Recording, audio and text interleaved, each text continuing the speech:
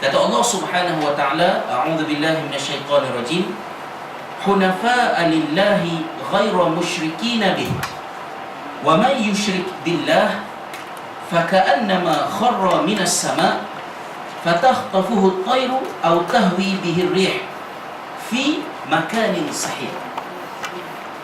Kata Allah Subhanahu wa taala, iaitulah golongan manusia yang beramal berdasarkan pada ayat yang sebelumnya dan menjauhkan diri dari yang disebut sebagai hunafa, orang yang tulus, ikhlas, ya, suci dalam keimanannya kepada Allah Ta'ala, ghaira musyrikin bih, tidak mensyirikkan Allah dengan sesuatu. Barang siapa yang mensyirikkan Allah, barang siapa yang mensyirikkan Allah, faka'annama kharra minas sama', keadaannya adalah seperti sesuatu yang jatuh daripada langit. Ya. Fatakhtafuhu at-tayr, lalu dia telah disambar oleh burung ataupun terhumban, ditiup oleh angin ke satu tempat yang jauh dan membinasakan. Jadi ini salah satu daripada ayat bagaimana Allah Subhanahu taala describe bagaimanakah perihalnya manusia yang mensyirikkan Allah Subhanahu taala. Kalau kita nak bandingkan dia dengan pepatah Melayu, mungkin pepatah Melayu pun ada juga, tapi dia tak orang kata heavy sangat macam perumpamaan ni lah. Misalnya seperti layang-layang terputus tali. Ya. Macam mana dikatakan hidup saya ni tak menentu, macam layang-layang terputus tali. Ya, dah makan hati bulan jantung, ya, pasal orang kata dah berpisah, ya, dengan suaminya contoh. Kemudian hidupnya seperti layang-layang terputus tali. Maknanya hilang pergantungan, dan bila layang-layang ni terputus daripada tali, ditiup oleh angin, tak tahulah ke mana jatuhnya dia. Mungkin jatuh di tempat yang baik, mungkin jatuh di tempat yang tidak baik. Kehidupannya tidak menentu. Itu mungkin yang ada dalam perumpamaan Melayu lah. Tapi dalam Al-Quran, Allah SWT gambarkan orang-orang yang mensyirikkan Allah Subhanahu wa taala, perumpamaannya adalah seperti sesuatu yang jatuh daripada langit kemudian disambar oleh seekor burung, ataupun sesuatu yang jatuh daripada langit kemudian ditiup oleh angin sehingga ia tercampak ke satu tempat yang jauh, yang membinasakan, yang tidak ditentukan di manakah ia. Jadi apakah yang cuba boleh kita fahami daripada tashbihat ini? Kita melihat misalnya dalam tafsir fi zilal Al-Quran. Saya risau agak selalu nak rujuk tafsir fi zilal ni, nanti orang kata saya kutubism ni orang kan. Tadi saya baca tengah nak study, so exam ni kan, tengah nak study ni, saya terjumpalah beberapa terma-terma yang dipakai di bawah fundamentalism, exam ni dakwah dan ideologi moden. Jadi ada beberapa ism-ism kecil-kecilan yang muncul, ya, radicalism, fanaticism, puritanism, ya, dan sebagainya. Dia semua ada konotasi sejarah. Jadi salah satu daripadanya disebut sebagai kutubism.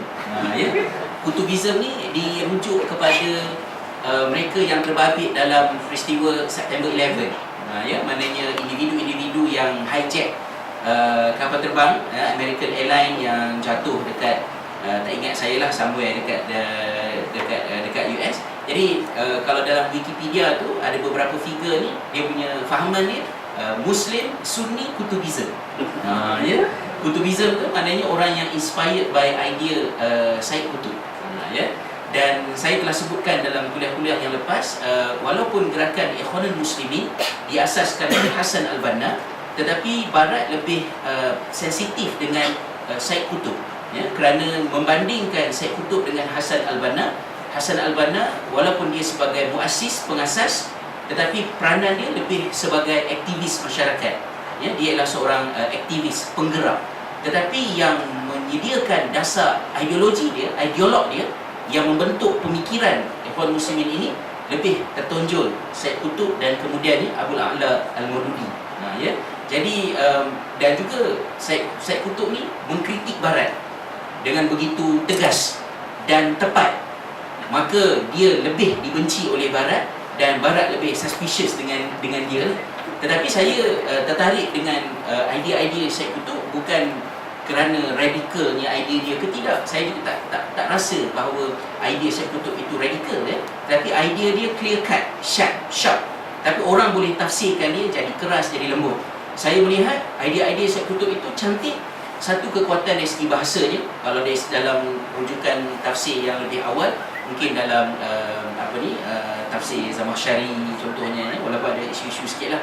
Tapi untuk era moden ni, yang banyak menonjolkan aspek keindahan bahasa ialah tafsir fi Zilalul Quran. Itu satu bahagian. Kemudian yang keduanya, sebab dia mengkritik idea-idea yang datang daripada barat.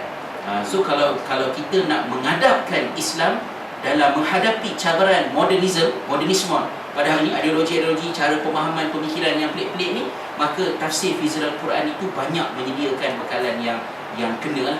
Jadi dalam mengulaskan ayat ni, nota kaki je, dalam mengulaskan ayat ini, kata Syekh Qutb, yang dikatakan orang yang mensyirikkan Allah Subhanahu Taala itu seperti sesuatu yang jatuh daripada langit, kemudian disambar oleh burung ataupun ditiup oleh angin jatuh ke tempat yang membinasakannya, ialah pada menggambarkan bahawa manusia yang mensyirikkan Allah Ta'ala ni adalah seperti sesuatu yang tidak berdahan, yang tidak berakar, dan tidak stabil. Maknanya tidak mempunyai foundation. Orang yang terawang-awang, orang yang tidak kukuh pegangan dalam dia memandu kehidupan dia. Dan tuan-tuan dan puan-puan boleh tengok dalam kehidupan kita, perbezaan di antara seorang yang beriman dengan Allah SWT dengan seorang yang mensyirikkan Allah Subhanahu wa Ta'ala tidak sama. Mungkin dalam situasi yang aman kita nampak lebih kurang sama, ataupun mungkin orang yang tidak beriman kepada Allah kelihatannya lebih stabil pada pandangan kita. Tetapi keadaan itu berubah apabila datang ujian, berlaku sesuatu tak ikut perancangan. Kalau ikut perancangannya, perlulah ibu bapa mati sakit tua, anak kebumikan mak bapa. Itu perancangan lah sepatutnya. Bagaimanakah kalau dia tak ikut perancangan? Anak yang mati, mak bapa yang kena kebumikan, anak yang mati. Maka menyambut berita kematian anak, wal'iyadzubillah, daripada seorang yang beriman dengan seorang yang mensyirikkan Allah Ta'ala, kita akan boleh nampak orang yang mensyirikkan Allah SWT ini maknanya akan berkecamuk histerik. Masa pecahkan berita, break the news, masa menyatakan berita ni dekat hospital ni, maknanya histerik, menjerit lah, gitu dan sebagainya. Dia tak boleh bawa diri dia. Kenapa? Kerana apabila manusia tidak beriman kepada Allah Subhanahu Taala, dia duduk dekat dunia ni, dia tak selesai tiga benda. Yang kata akar, dahan, semua tadi ni tak selesai. Akar dia asal daripada mana? Dahan-dahan dia tu ialah pada menjawab dia ni nak pergi ke mana. Kita mungkin tak merasainya, kita mungkin tak appreciate benda tu. Kita ni macam ayam bertelur, orang kata atas kepuk padi lah, rasa padi banyak sangat, nak makan-makan, suka hati lah. Tapi bagi manusia-manusia yang mencari hidayah dan petunjuk dalam hidup dia, betapa besarnya makna apabila seseorang itu dapat menjawab soalan, aku ni asalnya daripada mana, dan mengapa aku berada di sini, dan ke mana aku nak pergi selepas ini. Tanpa tiga perkara ini, manusia akan hidup dalam keadaan yang tidak tenteram, tak stabil. Macam inilah terdedah, jatuh daripada tempat yang tinggi, tak sampai lagi ke bumi, menjadi santapan burung yang tak disangka-sangka. Tiba-tiba datang satu pemangsa, rampas dia dan menjadikan dia sebagai habuan mereka. Habis macam tu aja. Orang di bumi pun tak tahu apa yang berlaku di tengah-tengah udara tu. Orang langit pun tak tahu apa yang berlaku kat tengah tu, dia hilang, faded macam tu saja. Begitu orang kata teruknya kondisi dia lah. Maknanya dia musnah di tengah-tengah perjalanan. Kalau jatuh ke bumi dulu baru disambar oleh ayam di tanah ke, dan jugalah makcik tahu kan ada benda jatuh ni. Dia tak dan jatuh bawah, di tengah-tengah tu telah disambar oleh burung dan hilang begitu saja. Betapa meaningless, so meaningless apabila kehidupan manusia yang mensyirikkan manusia itu mensyirikkan Allah Subhanahu Taala. Dan itulah macam yang saya pernah ceritakan, pengalaman tak banyak lah, sekali je pernah pergi ke Jepun dulu. Tapi kebetulan masa di Jepun dulu, yang kejadian seorang lelaki telah menikam orang ramai secara random dekat Akibahara Electronic City dekat Tokyo tu, dekat persimpangan yang famous dan sibuk tu. Dia telah tikam orang secara random. Dia ditangkap oleh polis, 6 orang mati. Dan apabila ditanya kepada dia, kenapa kamu tikam orang ramai tadi, dia kata, saya dah bosan jadi orang baik. Dia rasa macam hidup dia tak adventure, macam tak ada makna. Ya?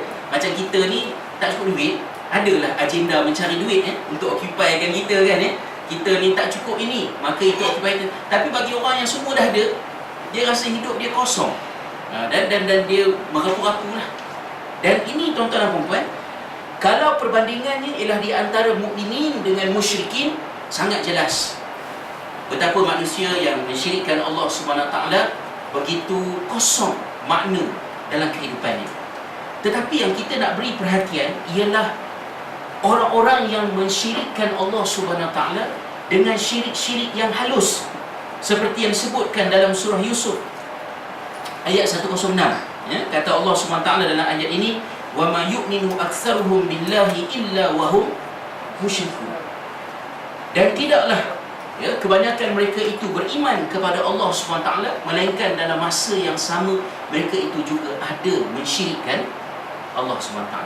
Jadi syirik dalam ayat ini bukan syirik yang membatalkan akidah, mengeluarkan orang daripada Islam, tetapi ini adalah syirik yang membelenggu kehidupan orang-orang yang beriman kepada Allah SWT. Dan ini kita kena bagi ekstra perhatian, kerana kita lah orang yang boleh terbabit dalam syirik yang seperti ini.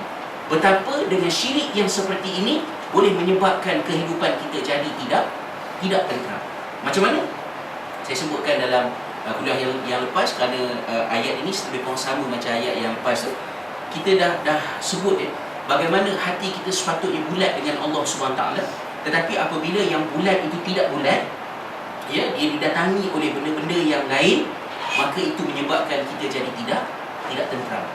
Contohnya, kalau benar kita ini mengimani Allah SWT sebagai Ar-Razzaq, pemberi rezeki kepada kita, sepatutnya dalam jiwa kita ini bulat meyakini bahawa rezeki datang daripada Allah SWT. Tetapi entah di manalah silapnya, dalam soal rezeki itu ada kat celah tu rasa kebergantungan kita kepada yang selain daripada Allah dalam soal rezeki. Kita rasa rezeki kita bergantung kepada majikan kita. Kita rasa rezeki kita bergantung kepada approval yang diberikan oleh orang yang berada di atas kita. Sama ada oleh supervisor kita, ataupun oleh majikan kita, ataupun oleh pegawai daerah, ataupun oleh mungkin pemerintah yang memerintah. Kita merasakan bahawa rezeki kita bergantung kepada mereka. Masa bilakah benda ni muncul? Dalam kehidupan biasa mungkin tak muncul kecacatan pada etikat itu tadi. Tetapi kecacatan itu timbul apabila berlakunya konflik di antara kehendak Allah SWT dengan kehendak pemberi sokol, pemberi rezeki kepada kita. Macam saya sebut hari itulah masa pilihan raya, geramnya kita kan dengan pilihan raya ni. Kita ni termasuk dalam golongan orang-orang yang tahu 60%. Golongan yang tahu 60%. Yang 40% lagi tu, orang ni kata macam ni, orang ni kata betul ke tak betul ke, betul tak betul. Ada pengundi hantu ramai, betul ke? Saya pun tak tahu, tak ada maklumat 100%. Jadi saya cuba atasi bahagian yang saya tak tahu tu setakat yang saya mampu. Saya beli software dekat iPad, saya cerita bulan lepas kan. Saya monitor perjalanan kapal terbang daripada Kota Kinabalu dan Kuching ke Kuala Lumpur. Buka, open, live, tengok radar. Kota Kinabalu, Kota Kinabalu, Kota Kinabalu, Kota Kinabalu. 26 flight sehari daripada Kota Kinabalu saja. Tu belum daripada Kuching. Boeing 747 berapa kali dah terbang. Apa benda ni? Suspicious. Tapi saya tahu banyak mana? Saya tahu 60% je. Bila tahu 60% nak bercakap pun kena lapik-lapik sikit lah. Tak boleh lah macam sungguh. Tapi saya tahu bahawa di sana ada orang yang tahu 100%. Orang yang tahu 100% apa sebenarnya berlaku. And yet they remain silent. Jangan cakap belakang. Sebenarnya ini. Kenapa tak cakap terang-terang? Di mana kamu di hadapan Allah SWT? Jadi orang yang tahu 100% tapi tidak boleh bersuara, takut, syukur Alhamdulillah Allah tak menjadikan syirik yang ini terkeluar daripada akidah. Sampai orang kata maknanya itu tidak. Tapi syirik yang ini adalah syirik yang memusnahkan kualiti iman kita. Ya, ada pesanan kereta WPM 9451 lampu tak tutup. Ya, blok belakang lepas. Dalam kan, jadi tengok cek sikitlah ya. Lampu tidak tertutup. Okey. Jadi maknanya kenapa tidak bersuara tadi? Tidak bersuaranya itu boleh jadi memikirkan tentang soal rezeki. Macam mana kalau aku betul terang jadi macam mana? Sebab tu saya katakan akhirnya saya tak dapat menafikan betapa saya menghormati sebahagian daripada golongan artis yang mengambil keputusan untuk berhijrah. Betapa bulatnya keyakinan mereka, rezeki di tangan Allah SWT. Bila mereka melakukan hijrah, ialah daripada tidak bertudung kepada bertudung, terutamanya generasi yang awal-awal sikit. Sekarang ni dah jadi trend, dah jadi lain pula lah Maknanya awal itu macam mana tawaran berlakon, macam mana tawaran untuk gini dan sebagainya. Tak apa Ustaz, saya berserah je lah kepada Allah SWT. Saya rasa kata-kata tu lebih solid keluar daripada mulut seorang artis daripada kata-kata yang keluar daripada mulut kawan-kawan saya ustaz-ustaz yang duduk dalam jawatan kuasa ni, macam mana nanti pangkat dan sebagainya. Itu kesan daripada mensyirikkan Allah Subhanahu Taala dalam bentuk yang ni tadi. Wa ma yu'minu aktsaruhum billahi illa wa hum musyrikun. Tidak beriman kebanyakan mereka itu melainkan bersama-sama dengannya adanya benih-benih yang tak elok tadi. Dan bila syirik itu ada dalam hati ni tadi, kerana tidak bulat pada mengimani rezeki daripada Allah Subhanahu Taala, kita jadi orang yang tidak stabil dalam hidup. Tak boleh menyatakan kebenaran. Tak boleh untuk memberi, takut jadi miskin dengan memberi. Sebab tu masa saya ada berpakat ni, kami nak buat satu program. Bukan nak buat, memang dalam perancangan lah, insyaAllah dalam 30 hari bulan ni kita buat satu program, tajuk dia Berani Miskin. Selalu orang buat program berani kaya Kita buat program Berani Miskin. Yuran program RM150. Siapa yang datang program sebelum pukul 9, RM150 akan dipulangkan satu butus. Semua yang datang dengan satu matlamat sahaja, untuk menyebarkan dalam masyarakat idea berani miskin. Berani kaya tak apa memang itu masyarakat banyak orang tolong. Ni nak berani miskin. Berani miskin adalah kata membulatkan hati untuk hidup berpegang dengan pendirian. Bila tak berani miskin, infak, kurang rezeki saya. Bila tak berani miskin, menyatakan kebenaran, terjejas rezeki saya. Bila tak berani miskin, kita tak faham kenapa orang-orang yang hebat-hebat boleh begitu luar biasa. Baru ni pergi dekat Saudi, saya tak sempat, sekadar bercerita je lah, tak sempat melawat ladang udang yang terbesar di dunia dekat Jeddah tu, kat atas sikit tu, baru kat atas tu ada ladang tu yang dimiliki oleh salah seorang lah daripada ahli keluarga pemerintah di Arab Saudi. Bila tengok dia punya projek dia, kita tak boleh nak faham macam mana ada orang boleh buat macam tu. Buka ladang gandum yang begitu besar di antara Mesir dengan Sudan, tapi gandum itu bukan untuk dijual. Gandum itu untuk distribute free of charge. Bagi semua dengan nilai yang tidak terkira. Yang kita baca yang Tokeh Ar-Rajhi kan, maknanya akhirnya harta yang tinggal pada dia baju dia saja. Kerja sampai berjuta-juta, and then agihkan, miskin balik, dua pokok balik, kerja lagi dapat, bagi balik. Kita baca sedap dalam sirah, kita baca sedap dalam catatan orang, termasuk juga orang bukan Islam, Presiden Uruguay. Baca maklumat tentang Presiden Uruguay yang tak ada harta, 90% gaji dia dipotong, dibagikan kepada rakyat miskin. Dia ambil 10% saja. kita tak boleh faham benda tu, sehingga dalam hati kita ada satu benda yang mustahil pada tahun 2013 ni, nama dia berani miskin. Macam mana nak berani miskin? Salah seorang daripada penceramah yang kita ajak sekali lah untuk share ni ialah pengetua kepada Mahat Tahfiz Sulaimaniyah. Ya, Sulaimaniyah ni satu gerakan daripada Turki, ada buka sekolah tahfiz, beberapa cawangan, antaranya ialah di Keras Jernang dekat Bangi.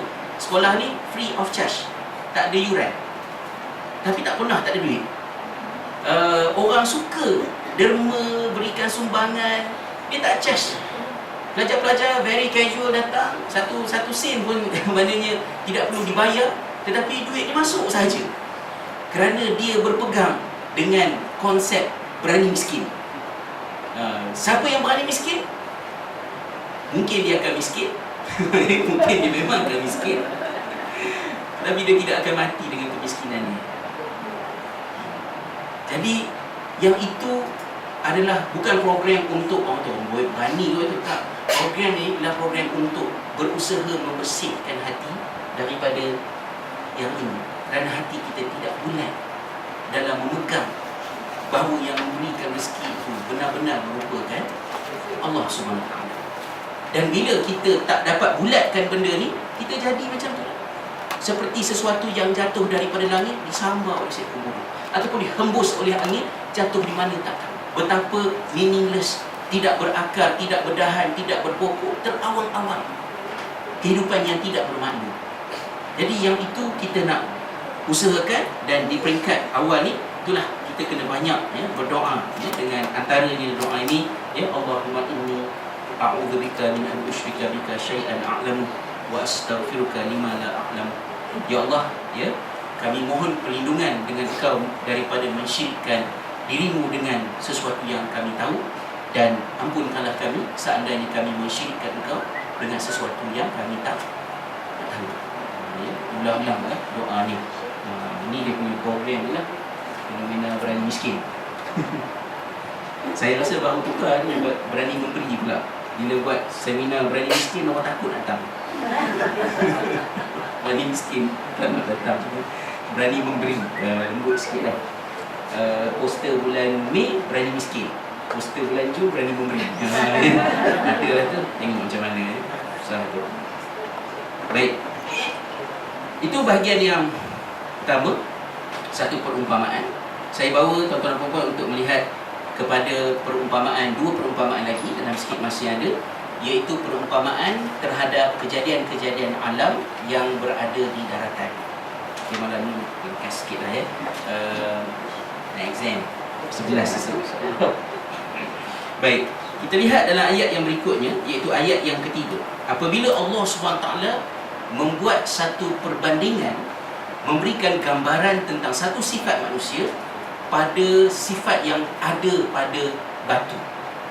Dan ayat ini duduk dalam surah Al-Baqarah yang selalu kita baca setiap tahun. Sebab bila masuk Ramadan nak hafal Quran, surah Al-Baqarah ni sempat habis lagi lah kan. Tiba-tiba sampai tengah tak habis sampai ujung. Jadi ayat ni kita visit lah setiap tahun kan, sebab dia duduk dalam surah Al-Baqarah.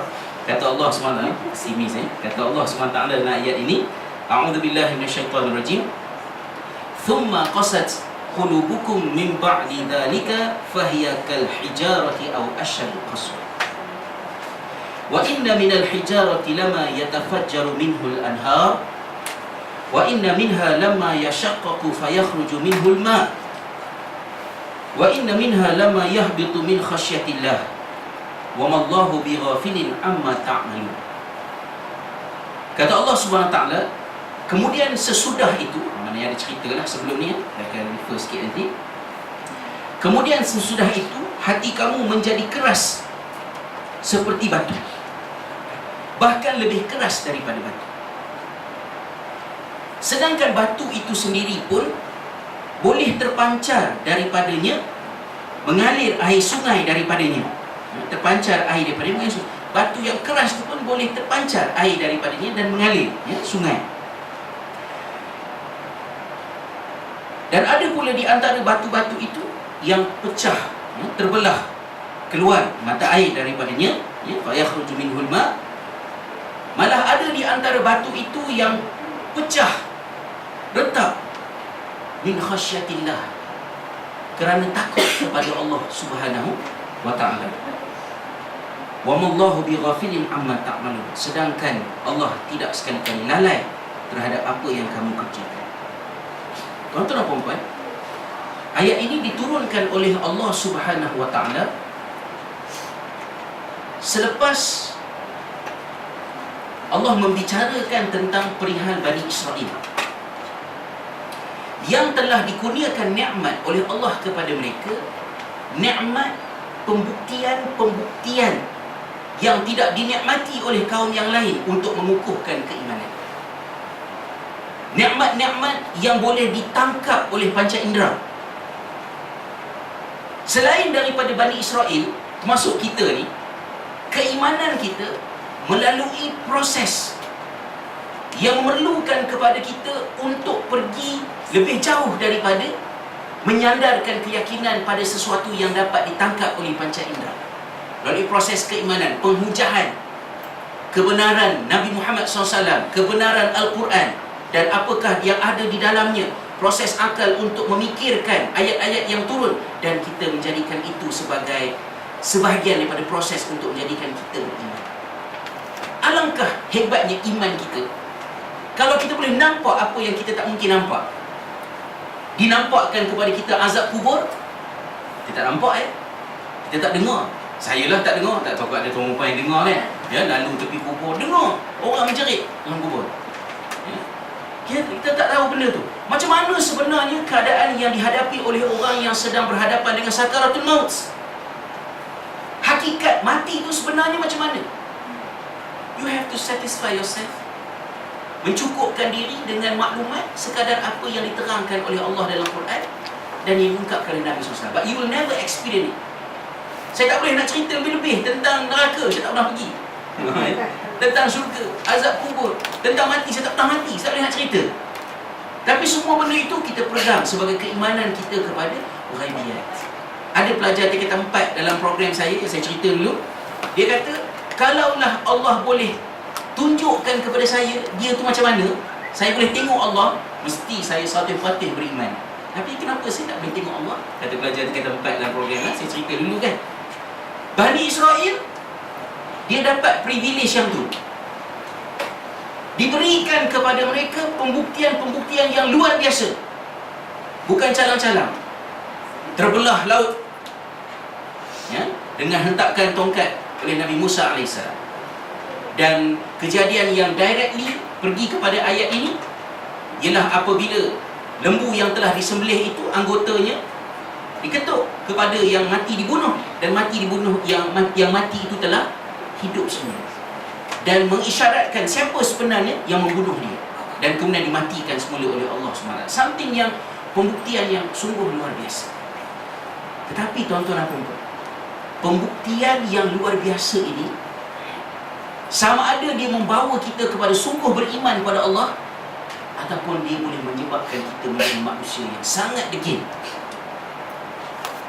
Kerana itulah lambakan pembuktian yang dinikmati oleh Bani Israel, kemudian ia menjadi seperti satu istidraj ke atas mereka. Bukan menambah keimanan mereka, tapi menambah kesesatan mereka. Dan di sinilah saya ingat masa saya bentangkan kali pertama topik ni sebelum pilihan raya di surau lain lah. Jadi saya teringat kepada satu tentang hal ini. Saya mengaitkannya dengan kerisauan kita terhadap situasi dalam masyarakat kita. Di zaman-zaman tak ada internet, tak ada Facebook, tak ada Twitter, apa semua benda ni, ada banyak perkara yang tidak datang kepadanya bukti untuk membuktikan benda tu betul atau salah. So, orang pun macam mana sebenarnya? Katalah kita ambil peristiwa pertengahan 1980-an, peristiwa Memali contohnya. Apa sebenarnya yang berlaku? Very limited access. Kita tahu sangat sikit. Apa sebenarnya yang berlaku? Apa instruction yang sebenarnya keluar daripada atas? Apa sebenarnya yang diungkapkan oleh Ibrahim Libya dan pengikut-pengikutnya? Kita tahu sikit-sikit saja. Dan dengan sikit-sikit itu, kita cuba menetapkan pendirian kita. Begitu juga dalam kejadian yang berlaku dulu-dulu. Contohnya tahun 1915, apabila 300 lebih orang Islam di Singapura terbunuh dalam dahagi Singapura. Kita tak tahu kenapa mereka terbunuh. Buka buku sejarah Melayu, sekolah buku teks kita yang Profesor M. Tan B. Raja tulis, dia kata terbunuhnya umat Islam, terbunuhnya orang Melayu di Singapura pada tahun 1915 ialah kerana British cuba menyekat pengaruh nasionalisme daripada luar, terutamanya datang daripada Turki. Full stop. Kita tak tahu, tak ada maklumat. Sehinggalah sampai tahun 1982-84 barulah dokumen-dokumen berkaitan kejadian tersebut yang dikenali sebagai dahagi Singapura rilis, dibuka untuk akses kepada masyarakat awam oleh Public Office Record di Kew Gardens, London. Baru kita boleh baca yang sebenarnya, bagaimana British cuba untuk mengajak orang-orang Melayu, begitu juga dengan orang-orang India, pergi ke negara Arab untuk bergabung dengan tentera Arab dalam revolusi 1916 lawan Daulah Osmaniyah. Orang India ikut, bawa sampai ke Turki. Ya, bila orang-orang India Muslim ni bawa ke Turki, dia tak tahu British bawa dia nak pergi serang dengan siapa ni, dia tak tahu dia nak perang dengan siapa. Bila sampai dekat Dardanelles, dekat Çanakkale punya kawasan, masa nak perang, dia dengar sebelah sana orang takbir, azan. Baru dia tahu bahawa yang berada di sebelah sana tu ialah saudara dia, orang Islam. Maka mereka telah berpecah, ya, lari ke sebelah sana dalam peperangan tersebut. Tapi orang Melayu advance. Mereka tahu apa yang British buat. British mahu membawa mereka untuk diperalatkan dalam revolusi Arab 1916. Orang Arab tak cukup ramai untuk bangkit menentang Daulah Osmaniyah. So British tolong carikan, ya, tentera kerahan termasuk daripada Melayu.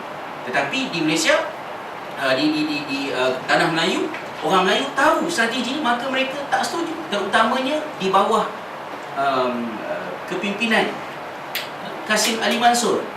Ya, pada masa tersebut, seorang India Muslim yang mobilize masyarakat, bagi tahu ini strategi British untuk memperalatkan kita. Maka orang Islam bangkit lawan British. Kami tidak mahu diperalatkan untuk revolusi Arab 1916. Maka berlaku pertempuran, 300 lebih mati dekat Singapura pada tahun 1919. Apa yang berlaku dalam Perang Dunia Pertama, yang berlaku di dunia Arab yang menjatuhkan kerajaan Daulah Osmaniyah, ada kesan langsung yang terjadi di tanah air kita. But we used to have very limited knowledge, information tentang hal itu.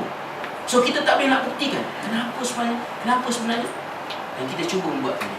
Tetapi bila masuk zaman sekarang ni, kejahatan, bukti-bukti terdedah di sana sini. Katalah contoh, walaupun ialah dengan rasa hormat, ya, kepada pendirian politik yang berbagai, katalah contohnya isu Blackout 505. Blackout, sebahagiannya mungkin tak ada bukti, tapi sebahagiannya ada foto, ada documentation yang komplit semua, yang sekarang dipakai untuk petition. Hari ini last, kalau tak silap saya, ya, petition berkenaan dengannya. Maklumat-maklumat semua ada. Ni bukti. Tetapi bukti itu seperti tidak berguna dalam masyarakat. The more you provide the society with the evidence, the more they become arrogant. Sepatutnya bila dia datang satu bukti, ini satu bukti yang jelas bahawa berlakunya salah laku di sini oleh mana-mana pihak. Sepatutnya dengan satu bukti kita menjadi tunduk kepada kebenaran. Tetapi tahun 2013 kita menjadi masyarakat yang mewah dengan evidence. Dan kerana kemewahan evidence, kita tak boleh membuat pendirian. Kekayaan evidence itu yang tidak dinikmati 15 tahun lepas menjadi istidraj, yang menjadikan kita semakin angkuh terhadap kebenaran. Dan keangkuhan itulah yang Allah describe dalam ayat ini tentang Bani Israel. Ya, apabila Allah SWT, ya, menyatakan dalam ayat ini, "Tsumma qasat qulubukum min ba'di dzalika fahiya kal hijarati aw asyaddu qaswa." Setelah diberikan bukti demi bukti tentang kebenaran Allah Ta'ala, tentang kebenaran risalah yang dibawa oleh para nabi dan rasul, tapi kamu masih tidak beriman, sungguh keras hati kamu, seperti batu, bahkan mungkin lebih keras daripada daripada batu. Dalam masyarakat Melayu ada tak perumpamaannya? Ada. Ya, tapi dia mungkin tak heavy sangat kerana orang Melayu ni dia relax sikit, casual. Soalan exam saya hari Senin lepas tentang implikasi kedatangan Islam ke alam Melayu yang tidak disepakati oleh sejarawan. Ada yang kata daripada China, ada yang kata daripada India, ada yang kata daripada Arab. Tetapi mereka sepakat bahawa kedatangan Islam ke alam Melayu tidak melalui peperangan. Dan apabila dia datang dalam bentuk yang macam tu, dia berbeza daripada kemasukan Islam ke India, dia berbeza daripada kemasukan Islam ke China, maka apakah implikasi dia kepada praktis? So ada dia punya implication dia. Jadi orang Melayu ni dia lembut sikit lah. So pepatah Melayu nak sebut degil ni ringan. Degil je macam mencurahkan air ke daun keladi. Tu je. Curah air ke daun keladi. Tu tak sangkut pun. Macam masuk telinga kanan, keluar telinga kiri. Macam tak lekat lah. Tapi menggunakan batu untuk menggambarkan sesuatu yang heavy-heavy ni ada dalam perumpamaan kita kan. Kepala batu, hati batu, batu api. Batu ni banyak negatif mereka dah batu api, kepala batu, macam-macam So benda ni dalam Quran Allah Ta'ala kata hati manusia yang engkar kepada kebenaran adalah seperti batu kerasnya, bahkan lebih keras. Ulama bersisih pendapat misalnya kalau kita lihat dalam catatan di sini ada yang pendapat misalnya Abu Aliyah seorang tabi'in, Qatadah dan juga lain-lain mengatakan bahawa yang dimaksudkan dengan hati mereka ni, siapa mereka ni? Iaitulah sekalian Bani Israel. Manakala Fakhrul Razi mengatakan bahawa yang dimaksudkan dengan ayat ini adalah Ahlul Kitab di zaman Nabi SAW.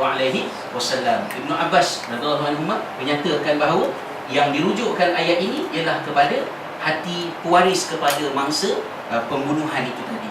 Tetapi kita pergi kepada kaedah yang biasa kita sebut dalam memahami ayat Al-Quran, iaitulah pengiktibaran tidak terikat kepada khusus disebab tetapi bersandarkan kepada umumnya lafaz. Arti kata walaupun punca asal sebutan ayat ini adalah kerana kedegilan Bani Israel, tetapi ia juga harus menjadi iktibar kepada kita bahawa kita ni boleh jadi hatinya lebih keras daripada batu. Kenapa? Kata Allah SWT, batu ni kalau batu ni sekeras-keras batu boleh pecah. Lebih air daripadanya. Batu boleh pecah min khasyatillah kerana takut Allah Ta'ala. Tuan-tuan dan puan-puan, tahu tak batu ni keras dia tahap mana? Soalan saya tanyalah terutamanya kepada anak-anak dia, tahu tak sebenarnya batu ni keras macam mana? Mungkin tak ada banyak pengalaman dengan batu. Ini dinding ni dinding bukan. Ni batu yang betul, keras. Kalau kita duduk di negara Arab, tahulah kerasnya batu macam mana. Saya masa belajar di Jordan dulu, bila hari Sabtu nak balik daripada Amman ke Mu'tah tempat saya tu, kadang-kadang bas yang kami naik ni tak ada permit untuk lalu highway. So dia ikut jalan belakang. Dia lalu satu lembah, nama lembahnya Wadi Al-Mujib. Sekarang ni tak ada dah. Wadi Al-Mujib tu dah jadi empangan. Tapi dulu kami boleh lalu. So dia jalan dekat sampai tebing, turun sampai ke bawah, lepas tu naik balik ke atas. Dekat tebing. Tak ada apa, kosong batu. Pernah sekali kami lalu situ, batu jatuh daripada tebing gunung, hempap depan jalan kami. Boom, itu rasak dengan batu besar. Berjam-jam tunggu nak mengalihkan batu ni tadi. Kenapa batu jatuh bergolek daripada tebing? Allah Ta'ala sebut dalam ayat yang kita baca tadi, batu jatuh min khasyatillah. Kerana batu makhluk Allah Ta'ala tu dia takut dengan Allah SWT, pecah dia. Boleh jatuh, pecah. Boleh keluar air daripadanya. Itu batu. Tapi hati manusia boleh jadi lebih keras daripada batu. Dan ulama sepakat menyatakan bahawa penyamaan di antara manusia dengan batu itu ialah pada kekerasan, qaswah dia.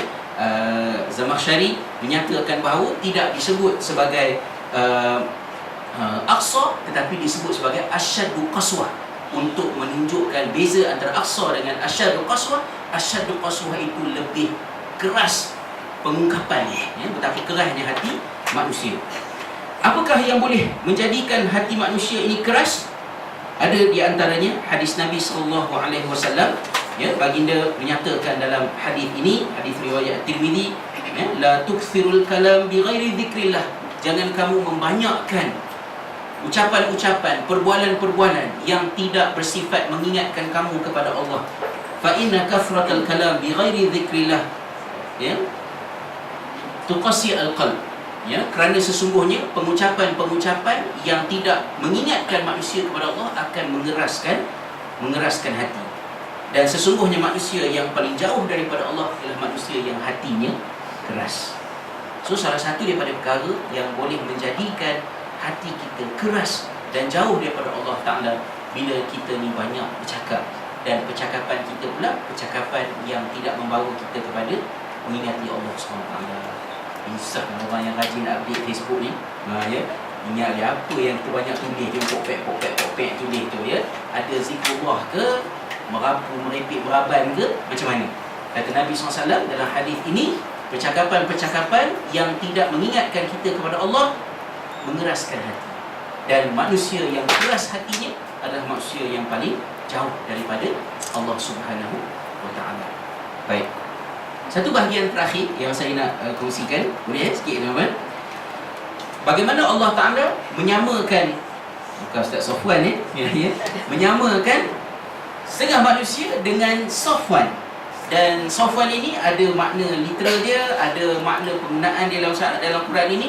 Dia merujuk kepada Sofwan ini juga sejenis batu, iaitu batu yang licin, permukaannya yang tak lekat benda di atasnya. So dia ada sikit-sikit macam kita mencurahkan air ke daun keladi tadi. Ya. Kata Allah SWT dalam ayat ini, a'udzubillahi minasyaitonirrajim, ya ayyuhalladzina amanu la tubtilu shadaqatikum bil manni wal adha kalladzi yunfiqu malahu ria'an nas wa la yu'minu billahi wal yawmil akhir famathaluhu kamathali safwanin 'alaihi turab فأصابه وابل فتركه صلدا لا يقدرون على شيء مما كسبوا والله لا يهدي القوم الكافرين.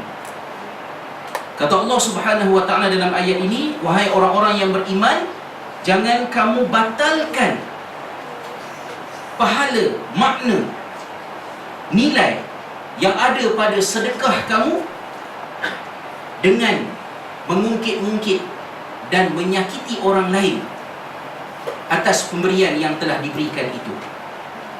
Seperti orang yang menafkahkan hartanya dalam keadaan dia itu menunjuk-nunjuk, riak kepada manusia, dan tidak beriman secara yang sebenarnya kepada Allah dan hari akhirat. Perumpamaan mereka itu adalah seperti Sofwan, ya, seperti batu, alaihi turab, yang di atasnya ada tanah, ya, di atasnya. Fa'asabahu wabil, kemudian datang hujan kena atas batu ni, fatarakahu salda, dan menyebabkan tanah-tanah itu telah lari, tak lekat, dan permukaan itu menjadi bersih, licin, kosong, tidak bertanah. La yaqdiruna ala syai'in mimma kasabu, tidak mendapat apa-apa bahagian daripada usaha yang ada telah dibuat tadi. Sesungguhnya Allah tidak memberi petunjuk kepada orang-orang yang kafir. Dalam ayat ini Allah Subhanahu wa Ta'ala memberitahu kepada kita bahawa sedekah yang kita berikan ada pembatalnya. Ya, pembatalnya kita boleh lihat daripada beberapa perspektif. Yang pertamanya adalah bil manni wal adha. Bil manni wal adha dalam erti kata kita mengungkit, menyebut balik kebajikan yang kita pernah buat. Lama dah, 15 tahun sudah. Itulah, Alhamdulillah, kalau tak kerana dia sebut tu masih latih, tapi dia menyebut, ya, Alhamdulillah Allah Ta'ala bagi rezeki banyak tu, dengan masa tu bolehlah nak sedekah, dan hujur Alhamdulillah sedekah. Adalah kubah masjid ni. Kalau tidak, tak kubah masjid ni. Alhamdulillah lah, ada sedekah, ada. Sebut balik. Ya. Lebih teruk lagi, al-adha, menyakiti orang. Ya. Aku dah tolong kamu dulu, so ingat-ingatlah balik. Janganlah jadi kacang lupakan aku. Kita sakitkan orang dengan kebajikan yang kita pernah buat. Yang itu membatalkan sedekah. Sama juga dengan apa yang disebutkan tadi lah, iaitu orang-orang yang riak dalam melakukan sedekah, kebajikan yang dilakukan. Mereka ini seperti orang yang tidak beriman sebenar-benarnya kepada Allah dan hari akhirat. Penting kalau kita patah balik dalam ayat-ayat motivasi dulu tu, kita sebutkan betapa pentingnya bila kita beribadah, kita sebut dalam niat kita kan, ya usolli fardhu zuhri arba' raka'atin apa tu, yang last hujung tu lillahi ta'ala. Lillahi ta'ala ni masa sekolah kafar dulu rutin sebut ramai-ramai lillahi ta'ala. Semakin meningkat umur, lillahi ta'ala akan menguji kita, akan menguji kita, menguji kita. Di peringkat-peringkat biasa, macam mana lillahi ta'ala menguji? Buat kerja tak dapat penghargaan manusia. Manusia tak appreciate. Alhamdulillah lah, masa nak balik ke Malaysia tahun 2004 dulu, antara nasihat berharga yang senior saya bagilah, saya nak balik, saya jumpa dengan dia. Dia kata, apa nasihat yang Abang Makno boleh bagi pada anak lah nak balik Malaysia ni? Dia kata lain-lain semua Ustaz tahulah, satu je anak pesan, balik Malaysia dengan kecil hati. Dia kata, kenapa pula? Tak payah tak, balik Malaysia nanti tahulah, balik Malaysia jangan kecil hati. Jangan kecil hati tu maksudnya bila kita balik, orang tak appreciate kita, orang tak appreciate kebaikan yang kita buat dalam semua aspek, daripada rumah tangga. Suami tak appreciate isteri, isteri tak appreciate suami, anak-anak tak appreciate mak bapak tak appreciate anak-anak, anak murid tak appreciate cikgu, bekerja dengan majikan tak appreciate. Memang orang tak appreciate. Memang itulah dunia kita. Kalau ada orang yang rasa dia tak boleh buat kebaikan dalam kehidupannya pada dunia ini kerana tidak mendapat penghargaan daripada manusia, tu salah planet. Memang di planet bumi ni orang macam tu. So jangan kecil hati. Kenapa? Kita dah belajar daripada kecil, buat apa-apa benda mesti letak lillahi ta'ala. Bila lillahi ta'ala, baru ada sebab kenapa satu benda baik kita boleh terus buat walaupun tak siapa pun appreciate.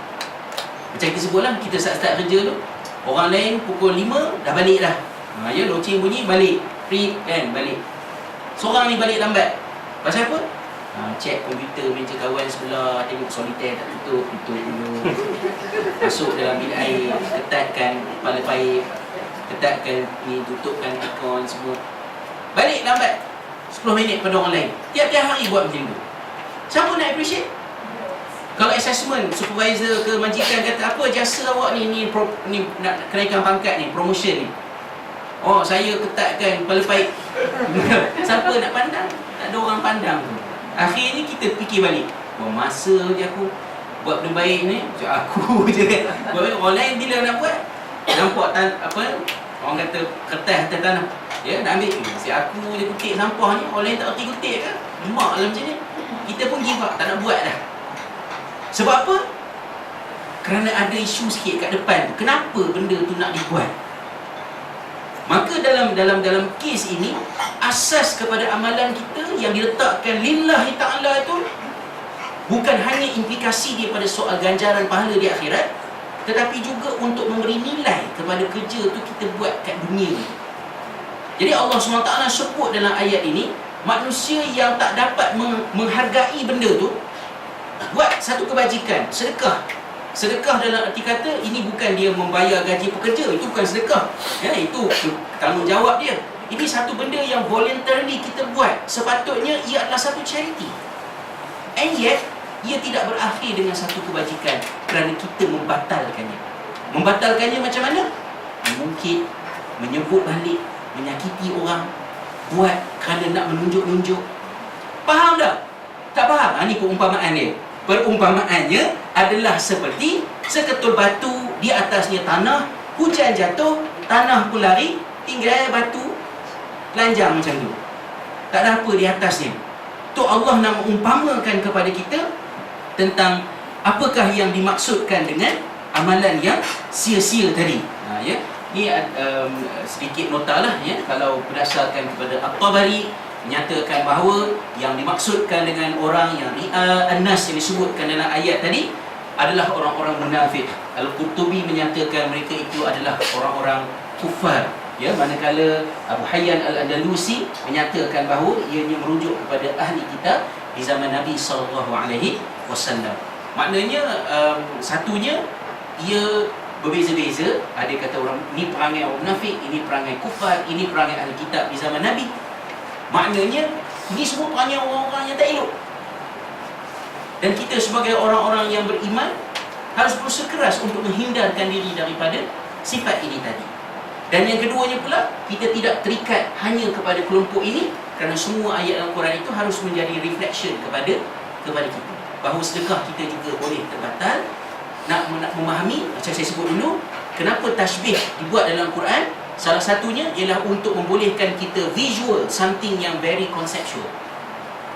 Kerana ada setengah-setengah benda terlalu konseptual, maka Allah berikan perumpamaan untuk membolehkan kita visual benda tu. Oh, ini dia punya bentuk dia, untuk kita nak faham. Macam mana yang dikatakan amalan tu sia-sia? Iaitulah seperti seketul batu yang di atasnya ada tanah, tetapi kerana jatuhnya hujan, dia tidak menampung hujan, tanah yang dekat atas tu pun dibawa, akhirnya kosong macam tu saja.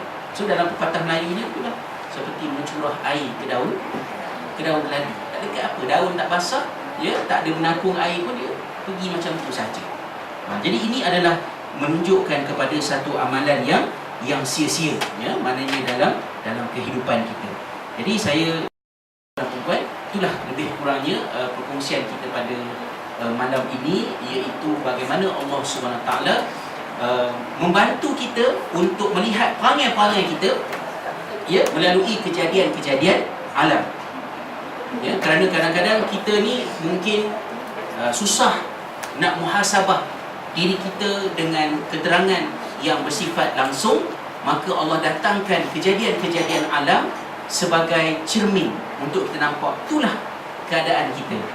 Bagi manusia yang tidak beriman kepada Allah, betapa hidupnya tidak berasas, terawang-awang, seperti sesuatu yang jatuh daripada langit kemudian disambar oleh seekor burung, ataupun ditiup oleh angin jatuh ke satu tempat yang membinasakannya.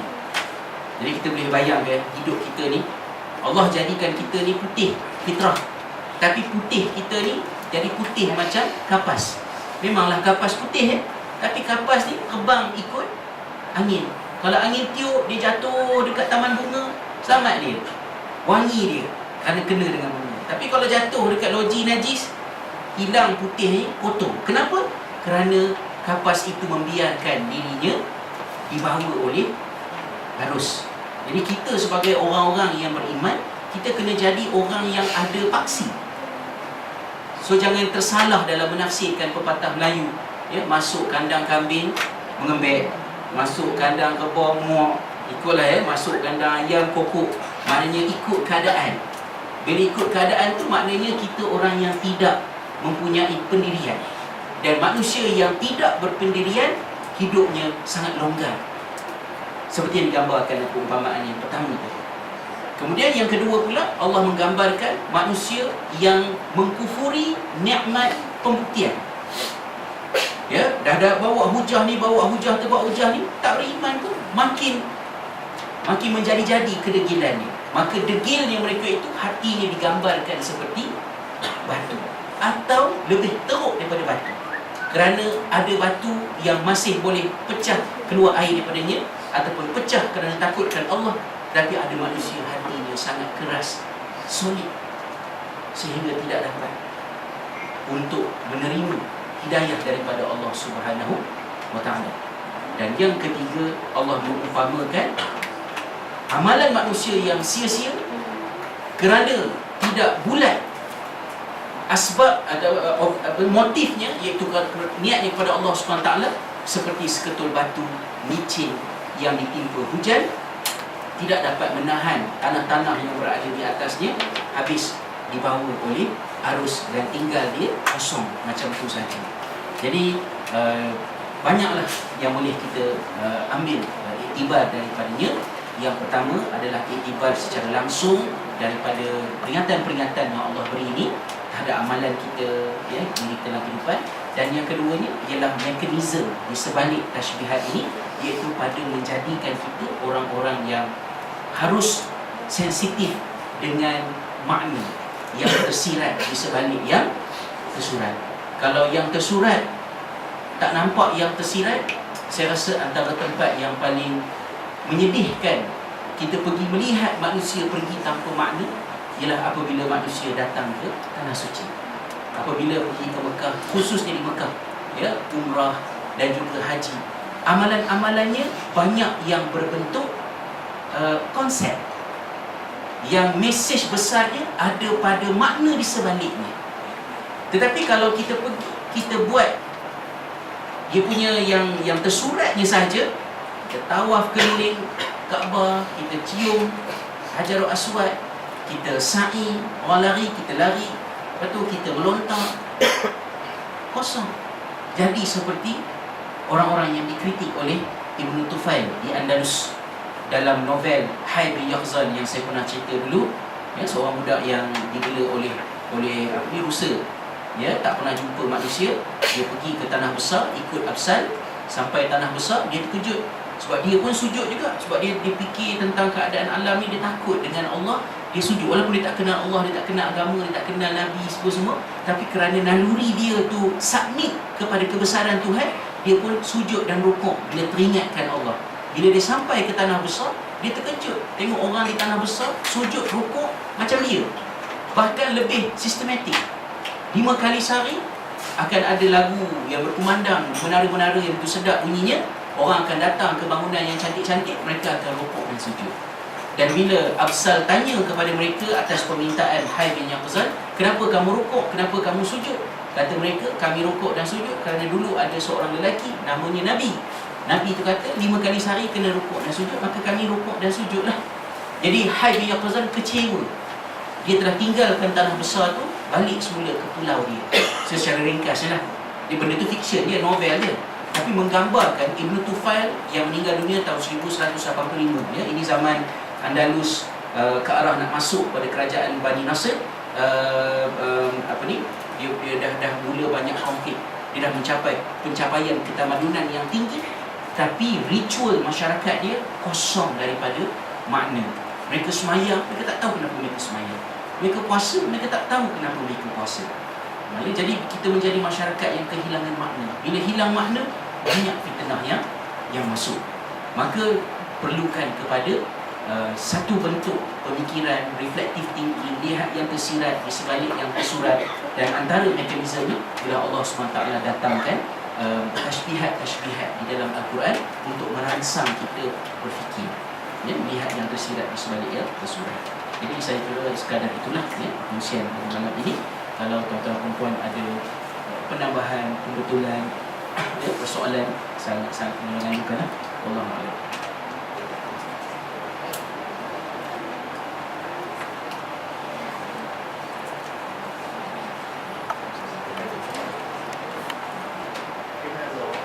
Seorang tu dianggap sebagai tidak bersalah sebab putih, tapi di Malaysia yang terbalik. Orang dituduhkan dengan bak putih bahawa dia tak bersalah, dan dia menggunakan surat. Jadi surat khabar ni main peranan menyuburkan bukti. Tapi kita menggunakan surat khabar dia bukti. Bukti di mahkamah datang dengan dokumen, dengan saksi, dan hakim akan nilaikan the value of bukti. Tahu tak? Tapi orang Islam menganggap sekarang bukti dari sumpah pun dia itu macam tidak betul. Itu tidak betul. So kalau betul bukti, selesai orang. Betul, ya. Masa kami belajar dulu pun memang ada satu subjek, ya, Fiqh Al-Aiman wal Nuzul. Satu subjek khas kita belajar satu semester tentang pembuktian, ya, kerana ia merupakan satu technicality yang besar dan penting. Dan sebenarnya pembuktian ini wujud dalam semua aspek kehidupan, ya. Kalau dalam sejarah pun, saya dalam bahagian sejarah, kita kena ada external criticism dan juga internal criticism. Bila kita nak membina satu sejarah bahawa sebenarnya yang berlaku ialah apa dia, kita ada satu bukti. Bukti itu perlu dikritik, validity dia, sejauh manakah kebenaran dia, ya. Dan bila kita kritik, kita jumpa ada kitab yang ditulis oleh orang lain, dinisbahkan kepada ulama lain dengan tujuan untuk jadi fitnah ke atas dia. Dia berlaku, ya, di zaman dahulu. Ibn Battutah mendatangkan cerita yang menjadi fitnah kepada Ibn Taymiyah. apabila dalam kisahnya itu menceritakan Ibn Taymiyah telah turun daripada mimbar di Masjid Dimashq dengan berkata, Allah turun ke langit dunia seperti aku turun daripada mimbar ini. Kisah tu dijadikan sebagai bukti. Dan bila kita buat external criticism ke atas Rihlah Ibn Battutah, kita jumpa banyak perkara yang menjadi kita mempertikaikan validity Rihlah Ibn Battutah itu, sebab dia tidak ditulis oleh Ibn Battutah sendiri, tapi dia ditulis oleh orang lain yang mendengar cerita daripada Ibn Battutah. Dan macam-macam lah dia punya pembuktian. Jadi kita perlu kembali kepada mesej dalam surah Al-Kahfi dulu, ya, yang kita sebut dalam ibrah surah Al-Kahfi dulu. Allah sebut dalam ayat yang ke-9, ya, hasibta anna ashabal kahfi wa raqim kanu min ayatina ajaba. Ya, agama kita tidak boleh dibina di atas keajaiban. So agama nak bina atas apa? Bina atas laula ya'tuna alaihim bisultanin bayyin. Agama kita mesti dibina di atas sultan bayyin, penghujahan, pembuktian. So itu harus menjadi orientasi. Nak beli barang, evidence based. Nak mempercayai satu berita, evidence based. Tetapi benda itu menjadi caca merba, sehingga bukti yang salah dianggap sebagai bukti, bukti yang benar kita tolak, dan itu menjadikan kita semakin keras hati, sehingga termasuk dalam ayat yang Allah berikan amaran dalam surah Al-Baqarah tadi, kan. Jadi ini harus termasuklah dalam oleh Syusulayah yang lebih sensitif recently, yang lebih panas ni lah tentang vaksin, ya, ke atas anak-anak. Saya tak berani, saya tak tahu who is who, kan, dalam masyarakat. Tapi biasalah semua orang membincangkan tentang vaksin ni valid ke tak valid. But when it comes to Malaysian society discussing about particular topic, dia mesti jadi huru-hara. Ya, dia jadi very emotional, jadi gini ni, sampai saya takut. Ya, bila saya takut tengok bila ada saja sains ke apa-apa ke disandarkan kepada agama, dia menjadi huru-hara, ta'assub dengan pendapat. Nak terima tak terima is another thing, tapi ta'assub dalam perbincangan menakutkan saya. Dan saya cari cepat-cepat kat YouTube, saya jumpa baru saja rilis dokumentari tentang pembunuhan beramai-ramai di Johnstown, ya, tahun 1979, ya, dekat Ghana, ya, sebelah Venezuela tu. Bagaimanakah bila ta'assub, ya, kepada keagamaan, ta'assub kepada pemimpin, ya, 909 orang rakyat, ya, Amerika Syarikat yang mengikut, ya, ketua dia, Reverend tu, telah minum racun, ya, dan mati beramai-ramai, selama 909 orang kerana ketaksupan dalam berpegang dengan satu-satu pendapat. So it's very important untuk kita menguasai fiqh aiman wan nuzul, dan mungkin tanggungjawab kepada ustaz-ustaz, ya, untuk membumikan fiqh aiman wan nuzul instead of something yang very technical daripada aspek fiqh, tapi dia harus menjadi satu bentuk orientasi pemikiran masyarakat untuk tahu menyandarkan satu-satu kepercayaan kepada pembuktian. Buat sebanyak fitnah yang berlaku. Untuk Ramadan ni tengok macam ni, tapi the next one kita akan bincangkan tentang bagaimana Allah mengumpamakan manusia dengan kaldai. Ya, ada 3 ekor kaldai dalam Al-Quran yang Allah umpamakan daripada pelbagai perspektif untuk kita muhasabahkan diri kita lah. Oleh kerana dakwah biasa tak jalan, ya, jadi mari kita dengar dakwah batu, ya, dakwah ubur, ya, dakwah keldai pula, ya, macam Hulagu ketika masuk ke Baghdad 1258, ya, Hulagu ketika masuk ke Baghdad nak hancurkan Baghdad ni, dia dah sebut, ya, ketika dia dekat satu kota sebelum sampai ke Baghdad, dia kata, aku adalah bencana yang dihantar oleh Tuhan kamu atas dosa yang kamu lakukan. Ya, maknanya akhirnya Hulagu bagi tazkirah pada penduduk Baghdad, ya, sebab nasihat ulama, nasihat pendakwah kita tak dengar, akhirnya Allah datangkan nasihat daripada pihak-pihak yang lain, termasuklah Hulagu. Hulagu kata, saya ni bencana yang Allah utuskan, yang Tuhan kamu utuskan atas dosa yang kamu lakukan, because it was very disastrous in the year 656 di Baghdad. Betapa lalainya umat Islam tahun 1258 dan sempurna hijrah tu, betapa hedonistiknya masyarakat di Baghdad pada masa itu, sehingga kan Ibnu Al-Athir, ya, ketika menukilkan hal ini, mengatakan bagaimana penduduk Baghdad berpesta menyambut ketibaan 1 Syawal, mereka tidak melaksanakan solat sunat Aidilfitri dan mengqadhakannya selepas maghrib pada hari tersebut. Dan tahun itulah Allah musnahkan kota Baghdad dengan kematian 1,400,000 manusia dengan kedatangan tentera Hulaku memusnahkan Baghdad dan mengubah seluruh landscape Islam. Boleh buat tajuk lain lah kehidupan umat Islam selepas kejatuhan Baghdad. Macam mana? Bila Baghdad jatuh, Islam yang datang ke Kepulauan Melayu, ada teori mengatakan Islam yang datang ke Kepulauan Melayu ialah Islam versi pasca kejatuhan Baghdad, iaitu Islam yang datang dengan rasa self-esteem yang rendah. Dan selepas kejatuhan Baghdad, orang hilang centrality of political power. Masa tu munculnya gerakan Sayyid, gerakan Syarif, gerakan Ashraful Muqaba untuk memimpin umat Islam kerana kerajaan pusat dah tak ada.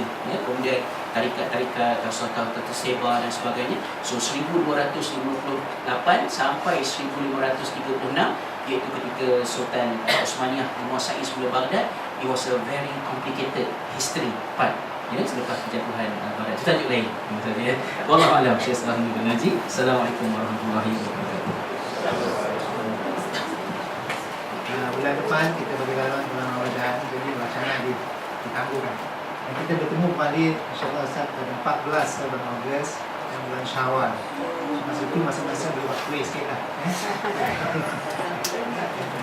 Minggu depan insyaAllah kita bersama Ustaz Muzawudin. Itu dia balik ke overseas. Tajuk dengan silah topik dah berbeza. InsyaAllah dan minggu kemudian ni kita akan dengan Ustaz Safizan yang kembali bersyurah dan kita akan bincang dengan satu hakam. So kita hari yang pasti kita bersama.